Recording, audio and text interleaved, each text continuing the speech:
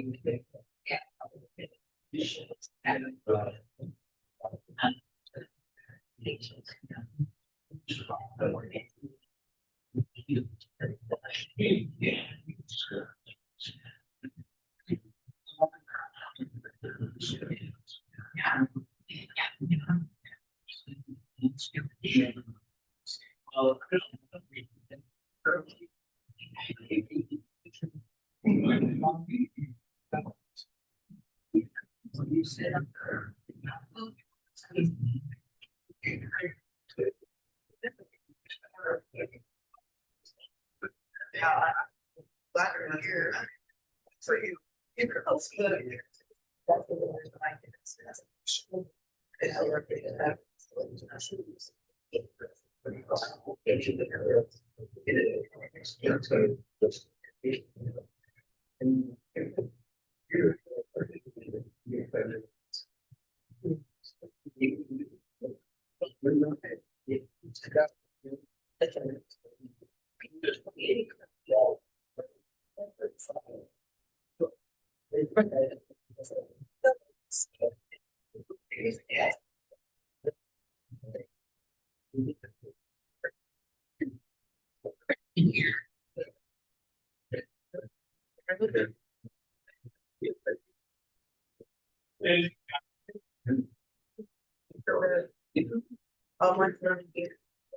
And great. We had the grandkids.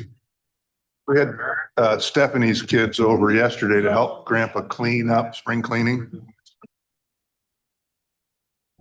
16 and 12. So Actually, Abby is a hard worker. She works really hard.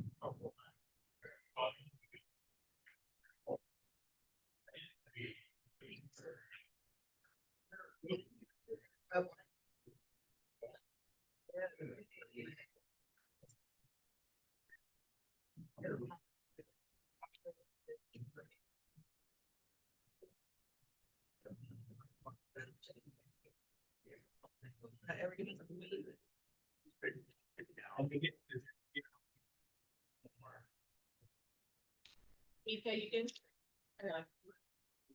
Ready whenever you're ready. I'm ready. Good morning, everyone. My name is Greg Hahn. I'm a chair of this morning's meeting, which is a Indianapolis Public Transportation Corporation Governance and Audit Committee meeting. It is April the 9th, 2026, and it is 10:09. At this time, I would ask that our Chief Legal Counsel, Robert Fry, call the roll, please. Good morning, directors. Please indicate your attendance when I call your name. Director Wilson, Present. Director Gardner, Director Hahn. Present. We have a quorum, Mr. Chair. Thank you, Bob. Next is our committee agenda items. And first, we have the committee's regular agenda item will be item 2026-1. And this is to recommend that this committee review and receive the motor pool vehicle review report. And Amy Summers will present this for us. Thank you, Amy. Thank you. Good morning. Governance and Audit recently completed a focused review of IndyGo's motor pool vehicle request and approval process initiated after an incident involving incorrect selection of vehicle requester. So the objective was to assess whether the existing controls are sufficient to ensure accurate requester identification, prevent unauthorized vehicle use, and maintain reliable audit trails, as well as supporting operational efficiency. Our review and scope and approach was we reviewed, examined the current end-to-end motor pool process, including request creation, approvals, system controls, verification procedures, and documentation practices. Governance also met with Fleet Services leadership to understand system behavior and operational constraints. The scope was limited to current processes and didn't include any extended historical analysis. So let's see. We can go to the next page. Our key findings. Overall, the review identified minor control gaps, primarily related to system design and requester identification. Let's see. Rather than significant operational or safety risks. The first item, the process relies on drop-down name selection, and that does not clearly sort or fully display all the users. In the incident reviewed, this led to an incorrect requester being selected. Also, there's no verification currently at vehicle pickup to confirm the identity of the individual retrieving the vehicle, and the request was approved by an incorrect manager without validation. So that's what kind of initiated this whole this review to begin with. So secondly, there is a driver license attestation weakness. Compliance relies on self-attestation, and when the individual submitting the request is not the vehicle user, the attestation may not be valid. So while HR restrictions prevent Fleet from retaining any license copies, the current design does not fully align with the governance intent. So by not being able to get that driver's license, and they're signing something that says they attest to having a driver's license, but when the requester is setting it up for somebody else that will be using the vehicle, that's where the weakness lies. And then third, the online request form has functional limitations.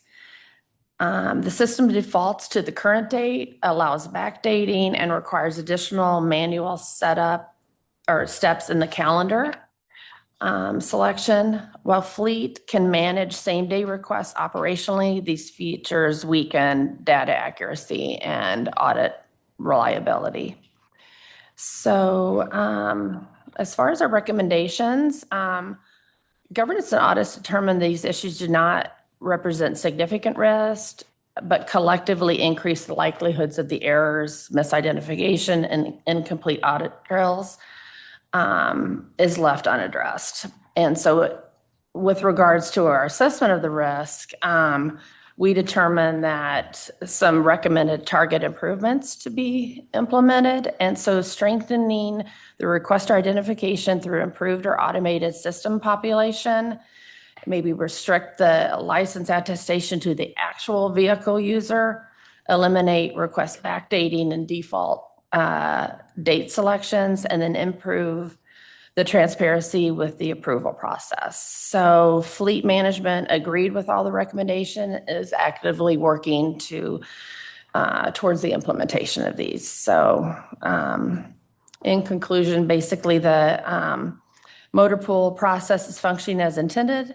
However, incremental enhancements will strengthen governance, improve data integrity, and reduce the likelihood of recurrence of the incident that prompted this review. So I'd like to thank Fleet Services for all their help, and we will keep you all informed through our prior audit findings of what gets done toward these steps. Okay. Any questions? Thank you, Amy. Do any members of the committee have any questions? I do, but I was just gonna ask, Amy, when do you anticipate recommendations to be fully implemented for this one? Do we know? Well, Devin, do you want to speak to that? So this is in a memo form. This, we'll still track them, but it's kind of a little looser because it was a impromptu review. Yep. I've got a question. Under the summary of findings, it talked about employees and management, I believe, that we were not allowed to ask for a valid driver's license because of HR issues. And We were can't- told we're not allowed to. okay, well, first of all, I want to ask Brian Clem, who's the director of safety. Because that to me, I can't understand at all. I mean, I don't understand how we could, under our insurance provisions, how we could let people take vehicles out without any confirmation they even have a driver's license. Brian Clem, Director for Risk and Safety, and maybe Bob with legal will be able to help me tag team a little bit on this, but we actually do request the driver's license information for folks that are onboarded with IndyGo, especially folks who will be driving either that we believe will be driving an ancillary vehicle or a fleet vehicle or a revenue service type of vehicle. So we do collected that information with the expiration date and the driver's license information when an employee is onboarded. So we do have that information. However, we may not always have information if they change positions through IndyGo and now they're deemed in their new position to be able to drive a fleet vehicle. We may have to acquire that information because when we onboard them, we may not have that information. So yes, we are able to ask that question of what their driver's license number is and record that through the Department of Human Resources that keeps and maintains that information. Okay, when you say acquire it, what do you mean by that? We asked for a copy of it and we actually Of the got- driver's license? Of the driver's license. Okay, because the information says that we can't do that. Right, Amy? It Am I was reading basically this to the right? Or- effect of when you get the vehicle, we can't ask if there's, so correct me if I'm wrong. We acquire this information when they come on board. But if they've let it lapse or there's been any changes in the driver's license from the time that we get the information, that is where we're saying there's a little bit of a breakdown. We can't recommend at the time they get the vehicle to drive the vehicle. That is what we were told, is that we can't get a driver's license at that time to prove that it is a current valid driver's license. That's what I'm referring to. Yeah. Mr. Chairman, the logic of this escapes me. When I go to rent a car at Hertz, I got to show them a valid driver's license before they give me the car. So you're telling me that we can't, our motor pool can't say, Brian, you're gonna check out this vehicle. I need to see your driver's license? Is that what I'm hearing? And is that a policy thing or is that What? Everybody's looking at me. I don't know what the current policy is, but anybody who's ever said we cannot get somebody's license is just wrong. So I don't know where that came from. Of course, we can check people's licenses before they drive our cars, yeah, okay. period. All right. With fleet vehicles, we do that now with our revenue service vehicles. I'm sorry, Brian, what? I missed that. So we do that now. We do run periodic quarterly checks on driver's license checks to make sure that they're valid on our revenue service. CDLs, Yes. right. And that quarterly check is for the CDL holders, but this could be, right, this could be me. But for these, it That's says, our- I mean, like, Supervisor cars or right, something. that's what we're talking Yeah, about. that's what I thought. Okay. Address, if that is stated in any kind of policy I'm aware of, we'll address that. Okay. That's If I'm our the point insurance, of the audit, right? We'll fix the apparent problems. well, I read this going, this can't be right. Because, Right now, the form has just I attest that I have a Right. current and valid anybody driver's could say, I license. got a, but they're in a wreck. That ain't gonna do us any good, right? I think That To the point. attestation, Devin instructed that you were not to get, Yeah, correct. This is Devin Smith, Director of Fleet Services. So when I've come on, the standard process is that when a vehicle is signed out in the system, that the keys, largely because where the keys are stored is in a safety sensitive area, people have to have safety vests on. So what our staff typically does is they go out and they place the key in the vehicle. So when those people are coming out, they come to it and the vehicle is already unlocked and ready for them to use. And we've been under the guidance is that the attestation on there is, you are saying that you do have a valid driver's license. With the guidance we kind of got from HR is that, we're not the ones that are going up to Brian Clem. Hey, Brian, do you have a valid driver's license? I do not believe any of the individuals that came from are still with IndyGo. So that more than happy to reassess that guidance. And the second thing, to the point of, there was a question of when we can implement this. We've already started looking at changes. We use this as a chance, maybe if we can totally change the process. So we've already talked to IT about, was there a possibility of moving this over to the SolarWinds platform, kind of make everything in one place for users to find it. Some technical limitations there. So we're probably going to stick with the old system, but we can make changes, in particular, making sure that the person who is requesting the vehicle nobody can request a vehicle for anybody else. That was done originally for convenience. So if an EA wanted to, select a vehicle for one of their bosses, the people they report into, they could do so. But obviously that brings in the driver's license issue. So we can fix that and we're working for it. Okay. Well, it got my attention, obviously. And knowing how, I guess putting my lawyer hat on, that would not be a defense if we said, well, we checked it, 6 months ago and he was okay. And then there's an accident and he had his license revoked for a DWI or something. Would not fly, it says Brian. Mr. Chair, if I could add, this is now the second time fairly recently I've been told that people were told we can't collect driver's licenses. So I think it is a policy from the past that Okay. folks who've said that are no longer here. So we'll fix it. And this is a reason why we do this.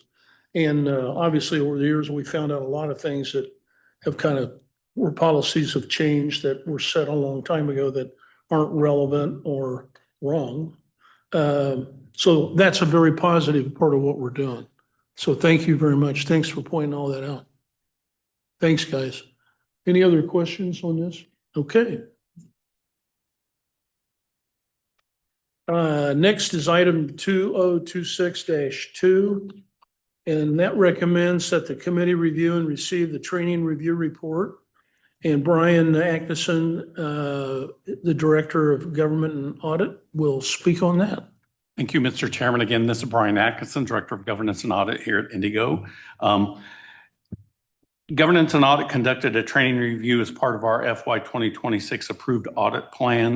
The review examined policies, procedures, and controls related to IndyGo's training program with emphasis on graduation timing and service coverage, mentorship program impacts, trainee termination rates and causes, and building access through security for our trainees. Our overall results, we had 4 observations that we identified. 3 were rated low and 1 rated medium. So if we could go to the next slide, here we go. Yes. So the first observation was the graduation process. So we noted that training classes graduate bi-weekly or complete bi-weekly, but our ceremony for graduation is 1 time per month. So during our review process, when we did our risk review, we had concerns raised about potential route coverage gaps during the graduation. So what happens is if I complete the training program and I don't complete the same week that the graduation ceremony occurs, I'm already put into work and providing service to our customers. So during the graduation process, folks have to be called back in from their normal route, or if they're working the extra board to participate in the graduation. So that was the concern. So we determined that no service interruptions occurred during the graduation ceremonies in 2025, and that no graduates missed their ceremonies because of coverage of routes. So our conclusion was on this, that the transportation department and training department ensure that service is a priority and that routes do not get interrupted by scheduling conflicts with the graduation process. So they've worked hard on trying to eliminate that process of causing a service interruption, and we had none in 2025. So our recommendation was to continue to ensure that there's not a service interruption due to graduation process, and service to our ridership remains a priority. The management response on this was that assuming adequate numbers are being maintained, they will continue the process of 1 graduation per month. If numbers become insufficient, they would make proper adjustments to ensure that graduations can occur, but we don't interrupt any service. So that was our graduation process review. Any questions on that observation? Maybe Go I'm ahead. displaying another manifestation of my declining youth here, mental capacity, but it seems to me that the simple answer to this is just to do a graduation ceremony. It doesn't cost us anything, does it? No, just not that I'm aware of, other than awards at those. Yeah. Why don't we just do a graduation at the end of each class and then the problem goes away? So we can definitely, our training folks are here, so they can address that, and that's raising their hand. While we're waiting on that, I know like we had a recent class that was only 3 people. That's part of why we didn't have and we had them come back when there was a larger class to join. So, and that might be I just wanted to add that. I remember that was just very recently.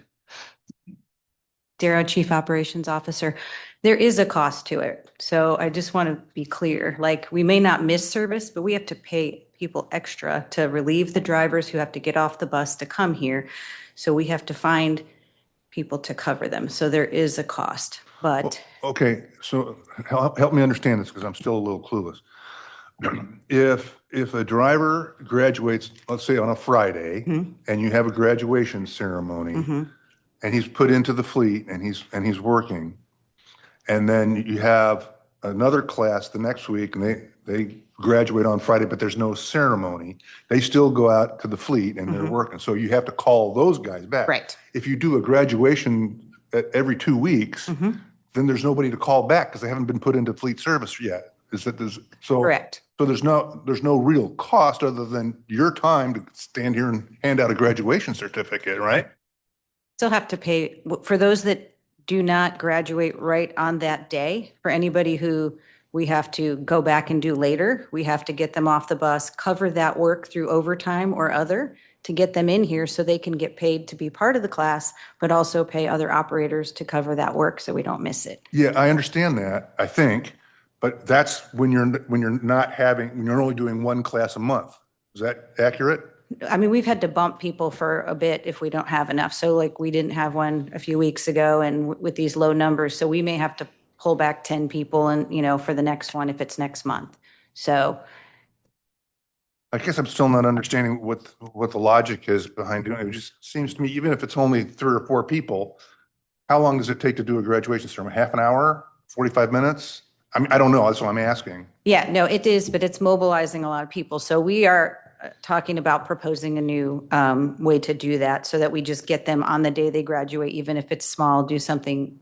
We're proposing changing it up so that we can avoid that and we can still recognize them at a graduation. But it would be before they are released to transportation Yeah. to get on the street. So that's what I was not thinking. happening now, but we'd like to so that it's not a burden to get the work covered. Got it. Okay. All right. Makes sense. But, Thank but there is a cost, right? Well, Because you got to pay I mean- people overtime to go. yeah, to pull, Cover. if you're gonna pull them off the route, what I'm suggesting Right. is, don't pull them off the route. If graduation is on a Friday, then everybody gets their graduation certificate, stands there, gets a picture with Jenny. And, you know, if it's only 3 people, it can't take more than 15 or 20 minutes. They could probably, Tim, correct me if I'm wrong, but they could do it. We don't have to make a big production number out of it. They could do it up in the training facility, right? Yeah, sure. That's exactly what we're proposing. The thing of it is there is the time from, with Jenny or Annette, right, of making sure that, they're available. So, yeah. So, for example, like Bob had mentioned, we had 3 people last week, and it just, at that time, it just didn't make a lot of sense to bring them in. But like Annette said, our proposal moving forward, what we're working on would be to do that exact same thing. So just so I'm clear, and I don't want to beat this, as our friends in the Dakota tribe say, the best strategy of riding a dead horse is to dismount. But when they finished all of their class coursework and their driver test and all of that stuff, and let's just say that happens on a Friday at 3:00. Okay. I mean, I don't know how that works, but let's just say that's how it works. At 3:15, you could have a graduation ceremony before that way we're not paying anybody overtime. We're not doing anything. If Jenny's not available, then Brooke can do it, or Annette can do it, or somebody on the executive staff can do it, right? You could do it. Sure, absolutely. Okay, That's, all right. that's exactly what we're working towards. Okay, great. Thanks. Hey, just as the member of the service committee, I do want to emphasize that we want to make sure, even if it's something that's smaller, it recognizes them appropriately. And so I just want to make sure I mention that. All right. Anything else on this one? Okay, our next observation was the mentorship program. So during our risk interviews, it was shared that the mentorship program was causing issues with route coverage because the mentors were called from their regular routes that they're assigned to ride along with the new coach operators. Trainees are under the mentorship program for a duration of 1 year. And during the final week of training, the trainee will cadet with their member for a 3-day experience. There are 8 mentor meetings scheduled in this coming year of 2026, and there will be 8 different mentors to attend each session. So they're breaking that up so not everyone's called in at one meeting at one time, pulling them in. So mentors attend the meetings in addition to their normal route work. So they will be placed on their route for the meeting. They will be pulled from their route for the meeting or attend the meeting on a regular day off.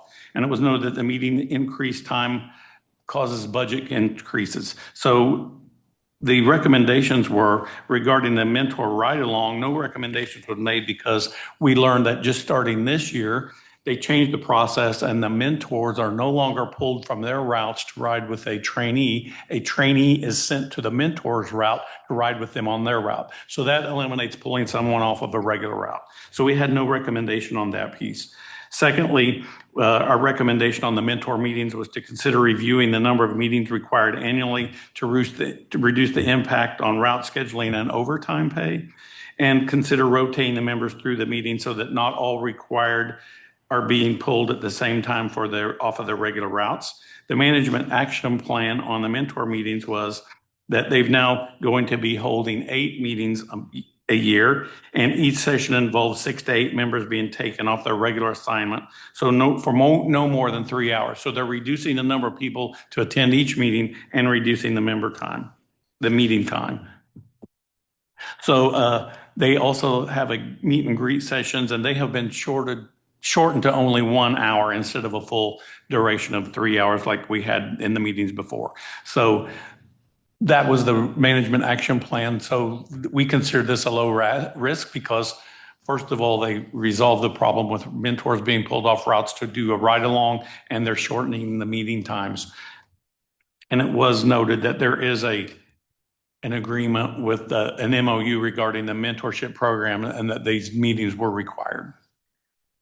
The next one was observation Hey, number Brian. 3. Yes. Before you move on from that one, I just want to make sure that I understand that my hope is that everything wasn't just driven by cost and that there's at least some validation from the program that a reduction in these numbers wouldn't be detrimental or harmful to that mentorship relationship. So we met with the mentorship folks along with the workforce people that provided the presentation during your meeting. Yep. And they definitely have a set agenda that they need to stick to based upon the agreement. So just the main takeaway is the mentors are being left on their route and the trainees are riding with the mentors. They still need to have those, they must have those meetings throughout the year. But they've added, instead of like having 4 meetings with 20 people each, they've increased the number of meetings with a lower number of participants at each meeting. So they're spreading the work. Gotcha. If that helps. Gotcha. Thank you. Yes. Any other questions on this one? Does a mentor have to go to the graduation ceremony? Pardon, I didn't hear. I said, does the mentor have to go to the graduation? So they would have, no, they would have already graduated, correct? That somewhere. So they used to go to the graduations. They no longer do. Mr. Gardner, to address there's been some changes at the beginning of the year that actually gets the mentee more time with their mentor, and it's while they're in the training program. So there's no reduction or impact in our service. Okay. That's what I thought, but I know I read that somewhere. They used to, they no longer. Okay. All right. Thank you. Sorry, Brian. Yep, that's fine. So our third observation was the trainee termination rate and the rates and causes. So during our review, we determined that 22% of trainees do not graduate and are terminated for various reasons. So on our findings, in the review of the 2025 coach operator statistics, we determined that of the 22% of the trainees do not complete the course, the training department maintains data as to why the graduation rate is what it is and the reason for termination. So there were 217 trainees in 2025 with 169 passing and 48 failing the program. So you can see I have a chart there that shows the reasons for the termination. By far, the largest reason for failure is trainees not meeting the attendance requirements of the training process.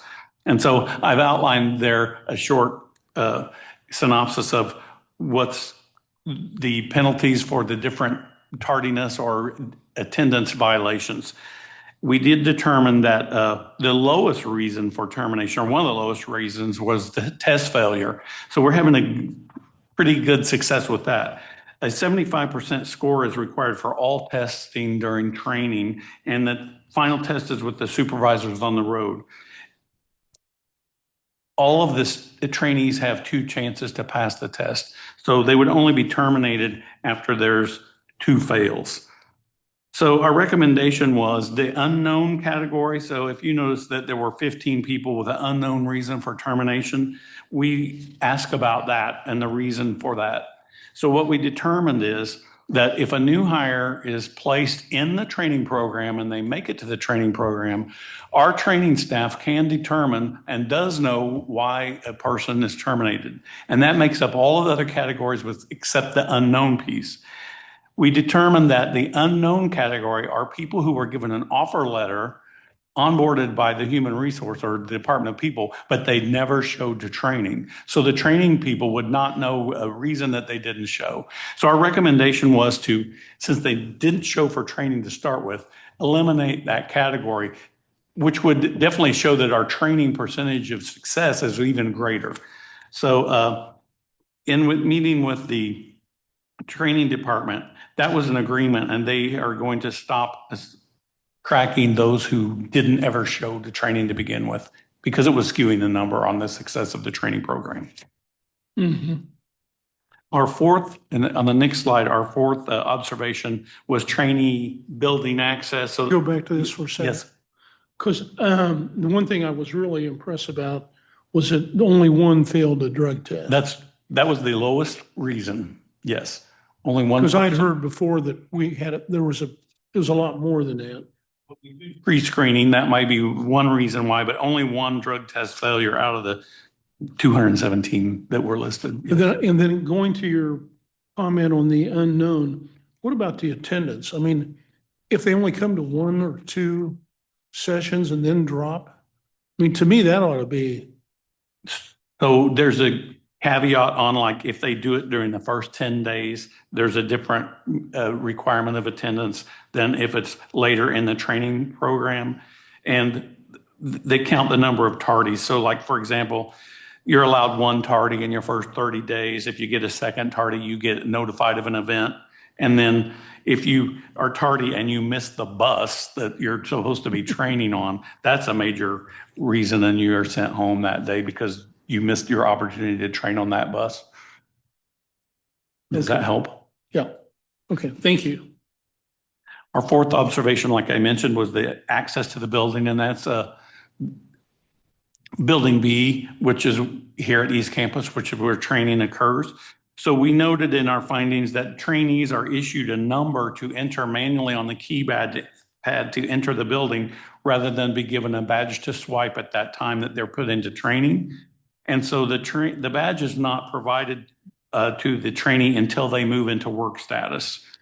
And we determined that manually entering the badge numbers creates a slower process of getting people into the building and into the elevators for attending class timely.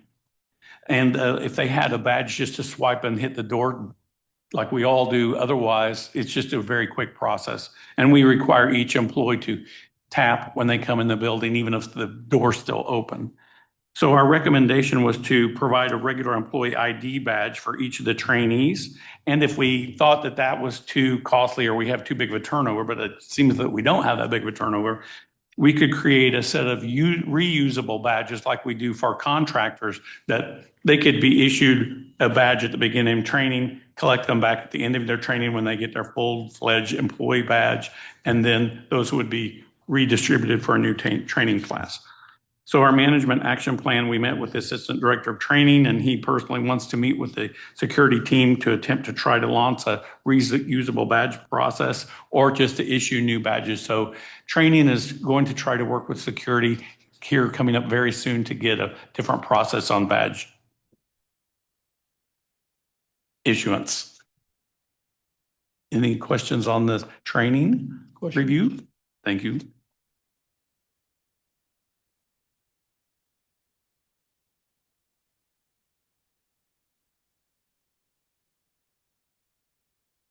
Next, Go ahead. go next agenda item. You're done, okay. Item 2026-3 is to recommend that this committee review and receive the active shooter training review report. And that's with Amy again. Thanks. Good morning again. Governance and Audit conducted an internal review of the active shooter training drill held on February 20th at both IndyGo East and West campuses. The purpose of the review was to evaluate the overall effectiveness of the drill, identify areas of strength, highlight opportunities for improvement, and to improve our emergency preparedness. All information shared today is appropriate for public discussion and intentionally excludes sensitive operational or security details to protect IndyGo's employees and safety. So the scope and objective of our review and to observe the training drill was to provide that organizational readiness rather than provide a tactical response. We just wanted to identify what we observed. So key objectives included evaluating communication effectiveness, employee response and engagement, leadership actions during the drill, accessibility and inclusion considerations, and the performance of supporting technology and equipment. The review was designed to assess alignment with established emergency protocols we already have in place. So, okay. Our planning and preparation, we defined review criteria and key areas of focus, coordinated with relevant departments to understand expectations and procedures, ensured objectives would not influence employee behavior. So we wanted to make sure that it was more real life, and it was, and to prepare them that it seemed more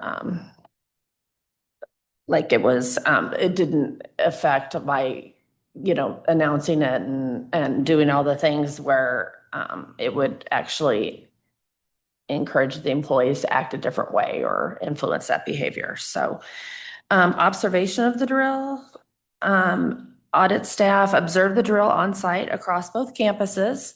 There were 2 teams that were assessed, and we were each part of one of those teams. Evaluated staff movement to safe areas and overall drill flow, assessed leadership vulnerability and engagement. If you could move to the next page. The review, review of the communication system that we did is evaluate the PA announcements, visual alerts, text notifications, radios, and alarm systems, what scrolls across people's laptop screens, focused on clarity, consistency, and timeliness of the messaging. Assessment of staff engagement. We observed participation levels and shelter-in-place compliance. We identified areas where engagement varied or procedures were not fully followed. Evaluation of leadership response. We reviewed clarity of direction provided to the staff, assessed coordination amongst our supervisors, safety leads, and support teams. And we also included accessibility, technology, and equipment. So we considered access to the safe areas for all of our employees that participated in the drill, including those with mobility or sensory needs. We reviewed general performance of communication equipment and availability of emergency reference tools, which is our safety flip books that we have provided to staff. And then part of what we did was feedback collection. So we gathered and reviewed feedback from participating departments, identified recurring themes related to communication, timing, and accessibility, and all activities were conducted at a very high level or conducted at a high level. So we did identify, I'm having a hard time seeing it. Yeah, there we go. The strengths identified were strong overall participation across the departments, clear intent and organization of the drill. That was prevalent, that they put a lot of thought into this. Leadership presence that supported employee compliance. Multiple communication channels were activated during the event. Some areas we noted for opportunity for improvement were inconsistent employee engagement in certain areas. This was minimal, but there were a couple instances noted that we need to maybe think about how we handle those.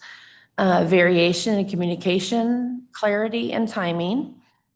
That just the amount of drill or amount of notifications and some of that information is being evaluated, and accessibility challenges for some employees gaining access to secure areas if they have needs that weren't met during our original review.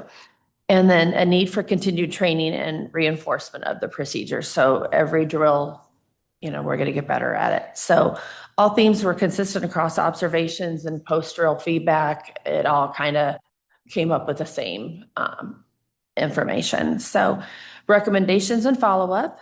Governance and audit, consolidated observation and feedback into general recommendations for the purposes of this meeting is improving our communication consistency, reviewing timing of the drill and the groups included in the drill to ensure as much participation as possible, enhancing accessibility and inclusion, again, for those people that need that access, to gain that access to those areas.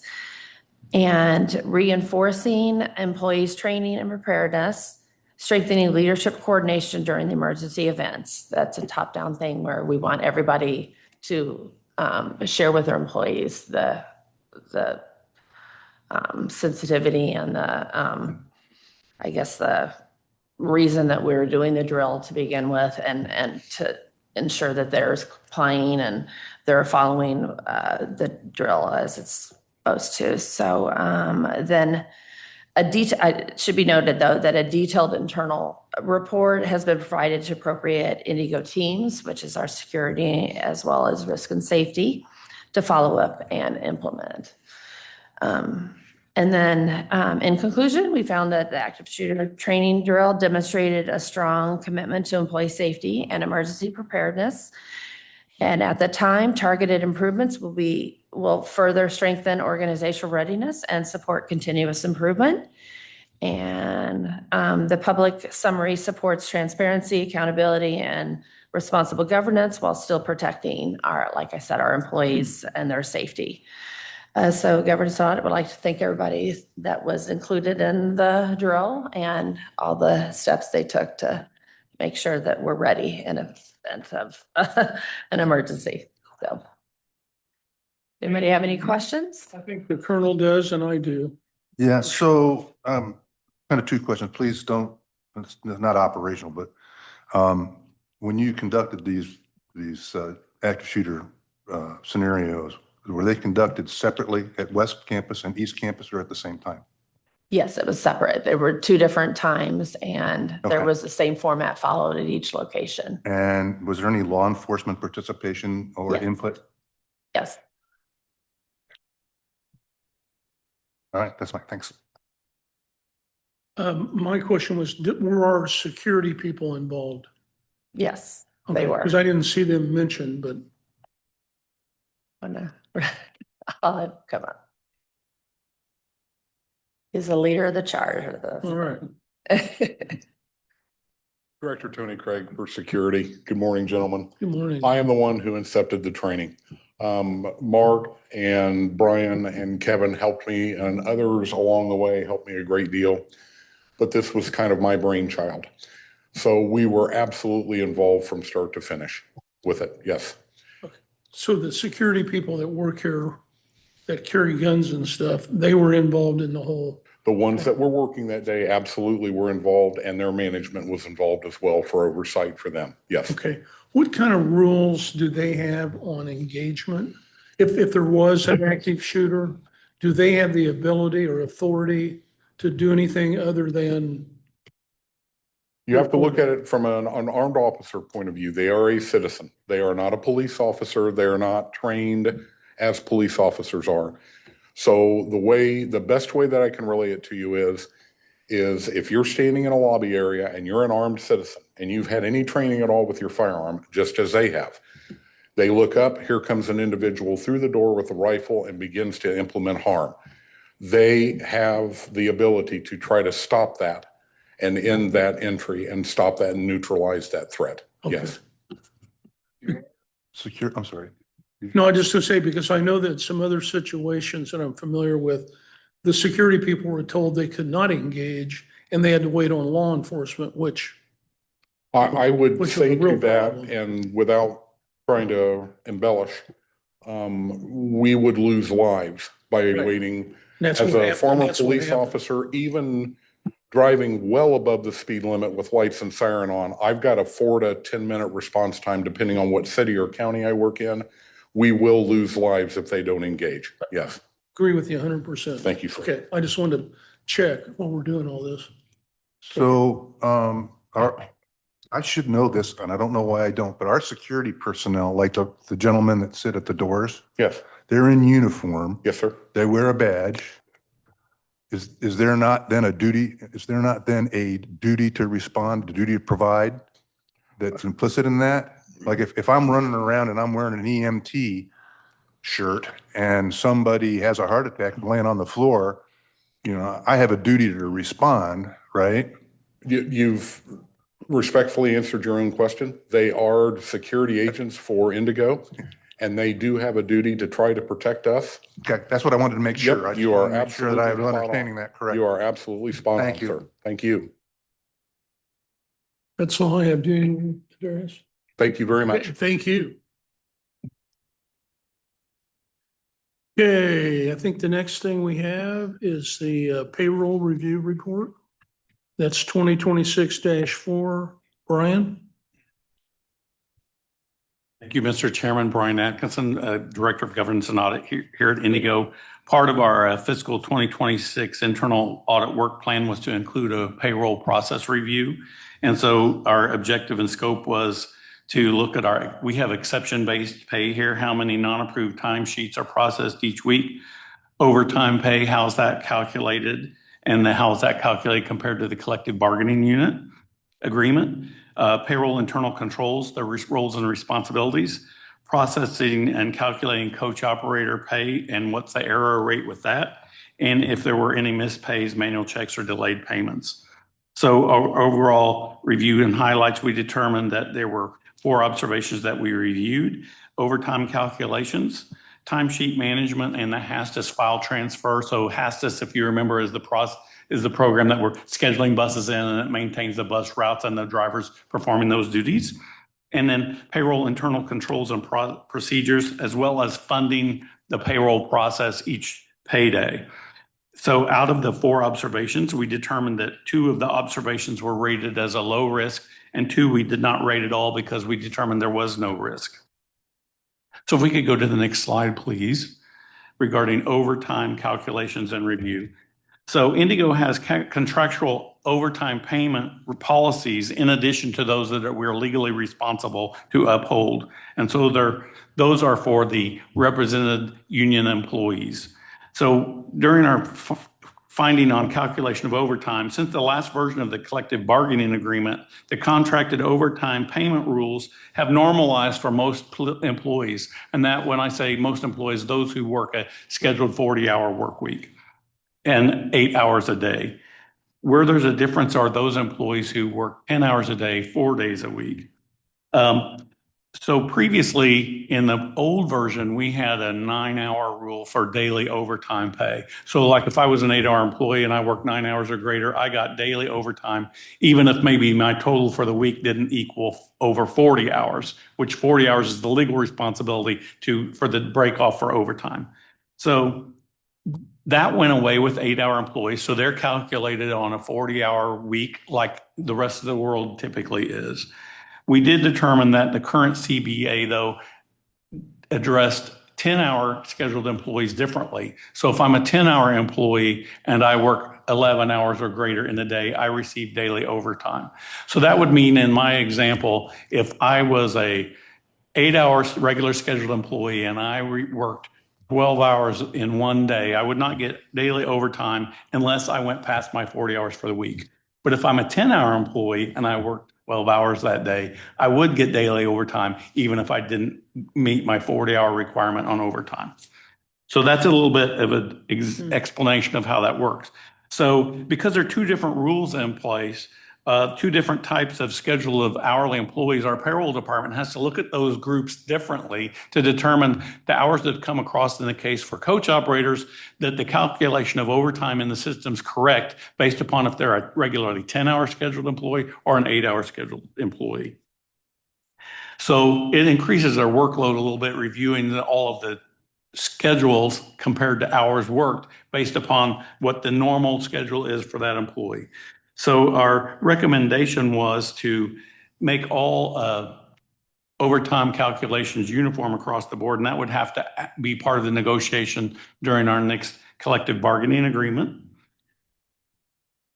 to make those the same. So the management action plan is that management agrees with the uniform overtime calculations would reduce the administrative complexity and improve efficiency.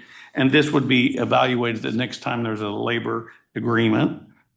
And then on the review of overtime, the payroll department wanted to ensure that they would still be required to review timesheets just because of the transfer of hours from one system to the other to make sure that it's correct. So the piece of determining if overtime is calculated correct in the system, they would still verify that even if we make the change on overtime, but it would be uniform for all people. Any questions on the overtime calculation section?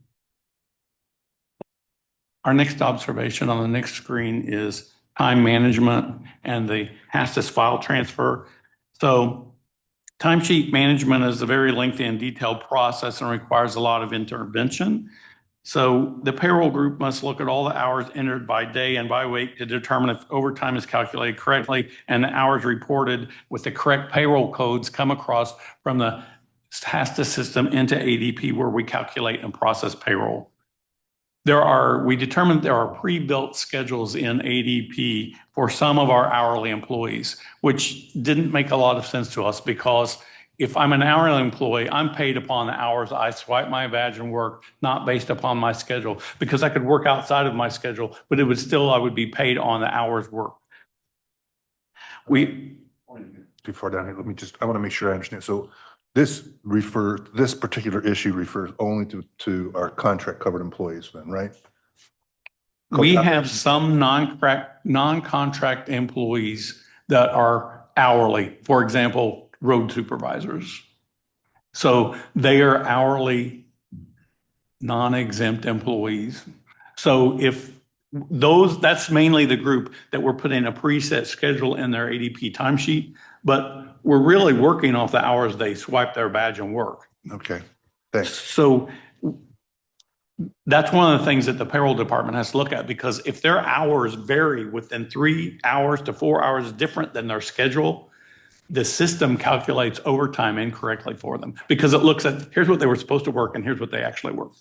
So when we get to the recommendations, I'll just tell you that our recommendation is to strip the schedules off of hourly employees because basically it's just what hours did they work each day, not did it compare to a schedule.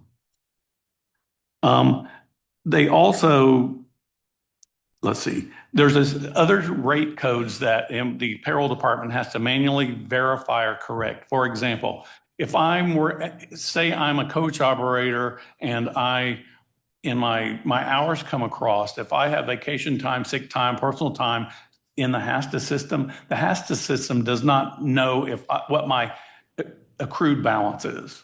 So they just need to verify if I'm driving the bus and I used 8 hours of vacation time, when it rolls over into the ADP system, did I really have 8 hours accrued to be able to mark it off? So that's one of the things they look at. There's also what they call rate 3, and those are for certain circumstances that not everyone has attributed to them. And then my example in that case would be parental leave. So we don't automatically load parental leave hours for every employee. If you qualify, then that's done. That's not maintained in the HASTA system. The payroll department has to verify that that's in place and manually look at that that's been put into ADP so that the correct parental hours being charged match up is my example on the rate 3 type of code. Another thing was the comparison of the HASTIS report. They get a dump every week of all of the drivers, all of their hours and what route they ran and what the pay rate is per route. So they look at those and they verify that against what the ADP system shows that we're obligated to pay that employee weekly. Those are verified individually by 2 payroll staff members, and just for verification that it's absolutely correct, all of those records are looked at by 2 different individuals. Let's see. I mentioned that the hours reported must manually be verified by the payroll staff to ensure that it's accrued. My next item number 3 was timesheet approval by department managers. So each week when the payroll staff is looking at individual time cards in ADP, they can see, did the supervisor sign off and approve the timesheet, yes or no? So as they go through those daily, if the timesheet's not approved, they have to manually send an email or make a phone call to a manager to say, hey, get your staff's timesheets approved. Because the goal is to make sure everybody's been reviewed by their manager before we process and operate payroll. So out of that, we had some recommendations that come out. The first one was to remove the schedules on hourly employees. That would eliminate the exceptions happening if their hours were outside the scope of their normal schedule because we're paying by hours anyway.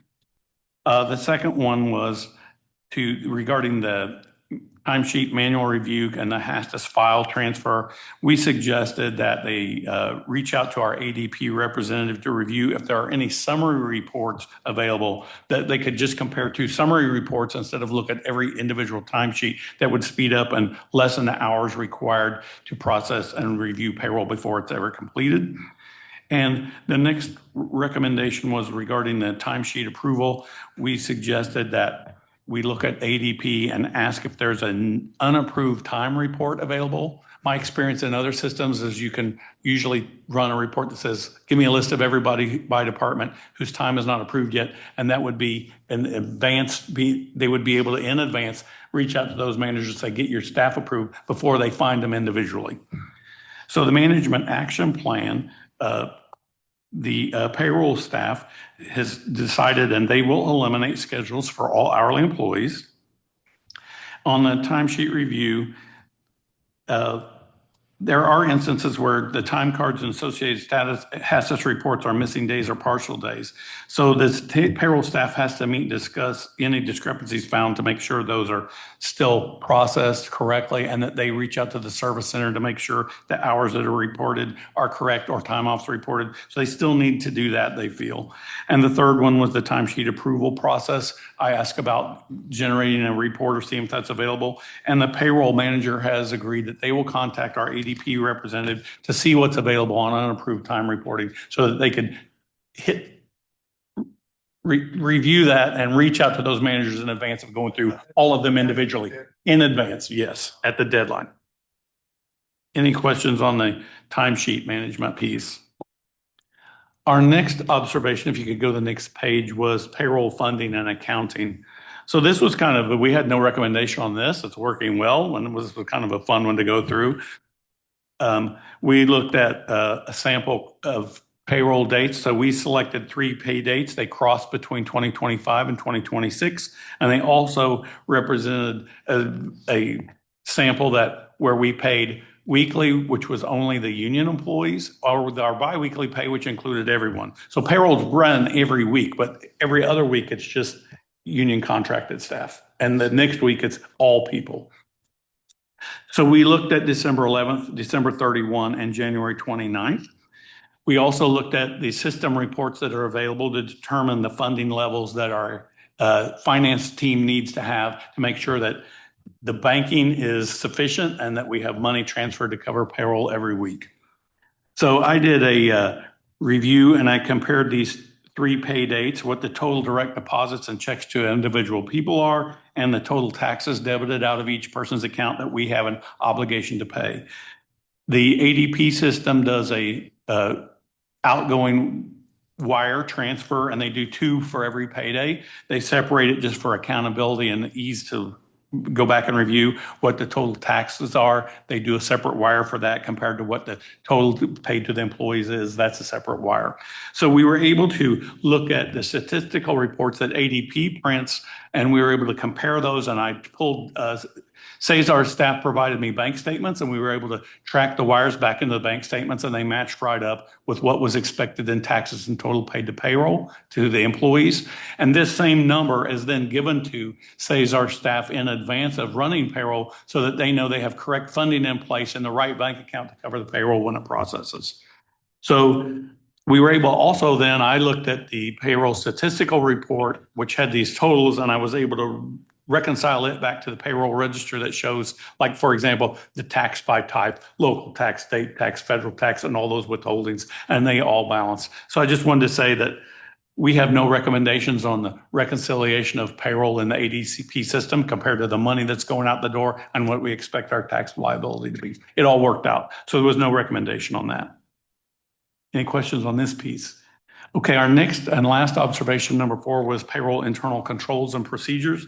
So we met with the payroll manager who shared with us the standard operating procedure SOP for the entire payroll process, and they have a very detailed booklet that she has put together that all of their staff members have. And it's arranged by day. So like when a pay period ends on the weekend, on Saturday, when they come in Monday, there's a section for Monday. Here's the process I have to go through. On Tuesday, here's the process I have to go through. And it's very detailed step by step, so that if they would have a person, for example, in payroll, something happened and another finance person had to step in and help, they have a guideline that absolutely maps out the process. So that turned out to be great. The second piece was we looked at internal controls, and we determined that the payroll department does not enter any pay rates or new employees into the system. So in other words, a payroll staff member can't go in and change a pay rate, run payroll, and change it back. It's not possible to do. The Department of People puts in new employees. The Department of People adds the rates. So that's our internal control on mispaying someone. Also, all of the time cards are reviewed by 2 different payroll staff members to verify if there's an issue, that they agree on what needs to be corrected on the payroll timesheet before they process. So that worked out well too. They've got to double up on internal controls with that. And then if they do find a problem, the 2 go to their manager and they are able to review and rectify the problem if there is one. And then the next part was their SOP. It is very detailed and worked out very well. We looked at that. I looked at it daily, and each day's routine that they have to go through to get processed payroll. And we have no recommendations on internal controls or their procedures because they're outlined great. Any questions on internal controls and procedures? So like I said, this overall report was very good. Only 2 low ratings out of 4 and 2 were non-rated. Thank you for your help on the finance team for this. I have a question, Brian. What is HASTIS? So HASTIS is the program, and that if I misspeak, you speak up for me, but it's the program that the bus schedules are built in and the driver's schedules are loaded. So who's driving what route, and then the routes are assigned the number of hours it takes to run the route and what's the pay in hours to run that route. So that's where all the drivers' time is captured compared to their scheduled route. And then they just take a dump of hours and transfer it into ADP and fill timesheets in the ADPC. It's an automated process. That's why they verify all of that. I just never heard of that term before. So. Feel free to watch the service committee, Mr. Chairman. We talk about HASTIS all the time. Yeah. Okay. Thank you very much, Brian. Yep. Any other questions? Okay. Next, we have 2 information items. Information item I2 is the governance and audit work plan status report for 2020 through 2025. And Amy, I think you're going to present that, correct? Yes, I am. Okay. Okay, so the first page basically shows kind of what we've done and what we're prepared to do in the next quarter. And so we have 4 audits slotted for the second quarter of this year. We had to originally move one of them, so it's kind of already in progress. We did it based on timing of when we could get the best results and the most information. There were some changes being made and some information being done. So we kind of transitioned that, but we had enough to do clearly in quarter 1. So, okay, so the next page is our prior audit findings that we follow up on each quarter. There were 8 audits with 28 findings from those audits, and 7 are closed, 21 are open. And I want to make mention that some of the findings related to kind of the HR, the Department of People area, have been shifted in their days just to allow for somebody to be named in that, and to kind of buy a little time to make sure that we have the right people in place to make those changes. So I just wanted to make note of that's why they have been shifted a little bit in the dates. We've reached out to the consultant as well, and that's kind of the direction we're going with those, because they're kind of back in a holding pattern in a sense. So, but really good work with the group on getting stuff taken care of when they come due. But right now we're, like I said, we just kind of transitioned or shifted those a little bit. So, and the next pages are kind of our results to, we've done, let's see, 68 reviews to date. And that doesn't include what we reported today. So good stuff. Okay. Anybody have any questions? Nope. All right. And then the next is information item I3, and that's the Ethics Advocate Hotline Summary Report. And that will be presented by Brian Atkinson. Yeah, thank you, Mr. Chairman and board members. Again, Brian Atkinson, Director of Governance and Audit here at IndyGo. That's where we started. Remember? Mhm. It's the first one we did. So each quarter, we provide an ethical advocate hotline summary report. And I wanted to mention that each time we have an onboarding of new employees, I go and give a presentation on the process and show them like where to find the posters in the building, the phone numbers to call and that kind of thing.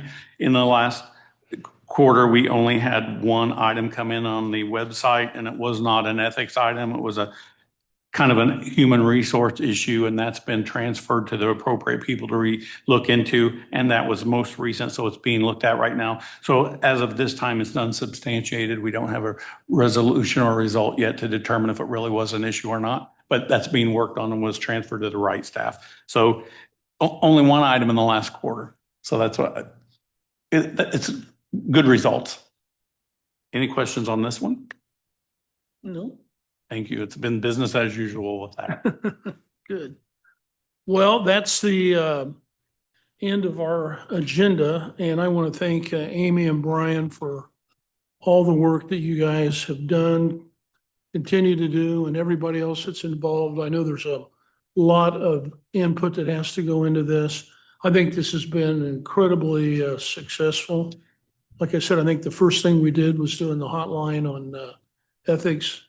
And then we've obviously gone a long ways from there. And I hope, Jennifer, that it helps you and the C staff, so to speak, on things that are going on. And it's covered a lot of territory. So on behalf of myself and the board and executive management, I want to thank everybody for all of your hard work and helping bring this all together.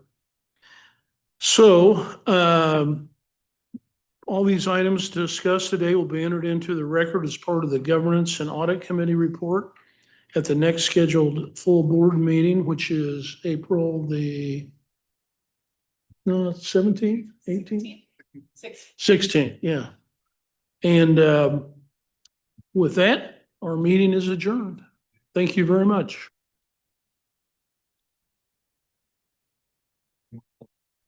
Mark, Chief, can I see you for just a second?